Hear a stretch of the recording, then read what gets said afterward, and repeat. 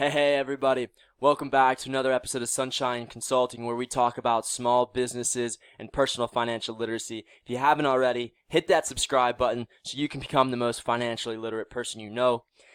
Last week, we talked about the balance sheet and net worth, and I gave you a hypothetical situation in which you were left off with a negative net worth. And so, in this situation, in this episode, I'm going to talk about creating a budget to help you plan and make goals, realistic goals, to help you get that negative net worth to positive. So in this hypothetical situation, let's imagine that we want to become net worth positive by January 2021. And we're at the end of April with negative $7,000, which gives us about 8 months, which means we need to save $900 a month to make us positive net worth by the end of the year. So let's go and look at what a budget looks like. So here's what a budget looks like. And I gave you a formula last episode. If you remember, it's assets equals liabilities plus stockholders' equity. You subtract liabilities from both sides of the equation, and then you turn into assets minus liabilities equals your equity. And this is the same kind of example. We have your income minus your expenses equals the amount you save every month. And so the reason I want to point out this equation is because I think it's very important for you to realize there's two ways to increase your savings. There's two factors over here. There's two variables that attribute to savings. One is your income. So if you want to increase your savings, what do you do to income? You raise it. And vice versa for expenses. You want to lower them. So I put this in here because everybody always thinks if they want to save more money, they have to spend less money, and that's not true. You can make more money. There's 10,000 ways to make money online. All you got to do is hustle and go after it. And that's why I put this right here, side hustle, just to show you that if you want to make more money on top of your already income, you can do that.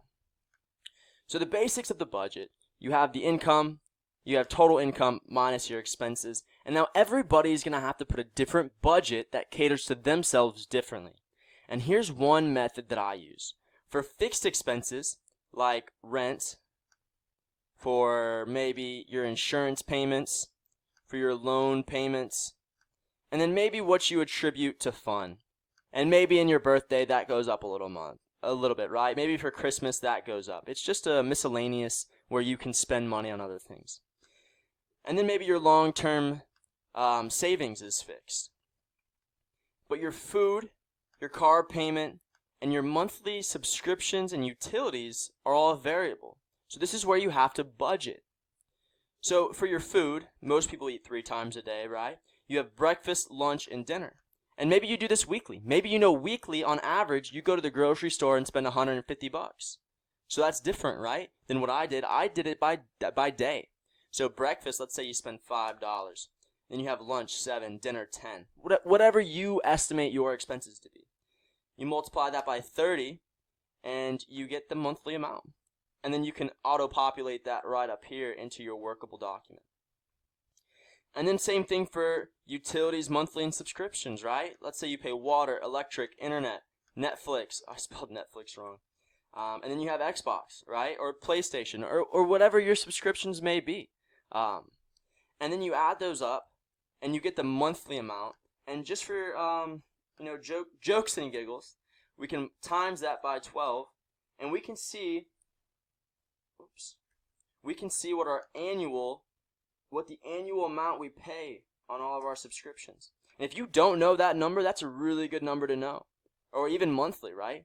And so this will give you a really good idea. You can see you just add up the income, you add up the expenses.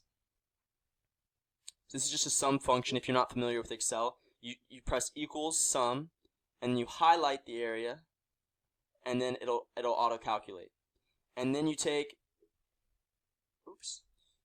your income, just like this formula shows right here, minus your expenses, and that gives you how much you save. And so here we have our savings, and then under that, I made a column, or a row, in fact, a row that shows your total savings. So if you follow this plan, by December, you can save $4,000. And where that's not exactly where we want to be by December, because remember, we're 9,000, was it? No, it was $7,000 in the hole. But, you know, it does take time to get out of student debt. And I mean, if you can get out of it within 8 months, I mean, there are some people stuck with their student debt for 10 years. So this is just a plan, right? And one of the biggest pieces of advice that I want to get off is that it's so important to plan and make goals. And that's where your budget comes in. I bet most of the people watching this video have no idea what they spend every month. And they have no idea, they don't track it, they have no idea. And so if you have no idea what you're spending every month on what, how are you going to plan to save? Right? Because that's probably the biggest thing. That's the most variable. Look how many variables there are here. Your income is most likely going to stay the same. There's so many variables in your expenses, and if you're not tracking them, if you don't have any idea of what they are, you know, you're not going to have any idea of what you're saving. And so that's my biggest piece of advice before I end this video, is just to make sure you set up a plan and you create goals for yourself to get to financial freedom, because it is absolutely 100% possible. No matter what your income is, you can do it. I believe in you. So like I said at the beginning of the video, make sure you share, you rate, you comment, and you do all that fun stuff like subscribing, so you can become the most financially literate person by watching the one and only Sunshine Consulting. Cheers, everybody. Have a great week.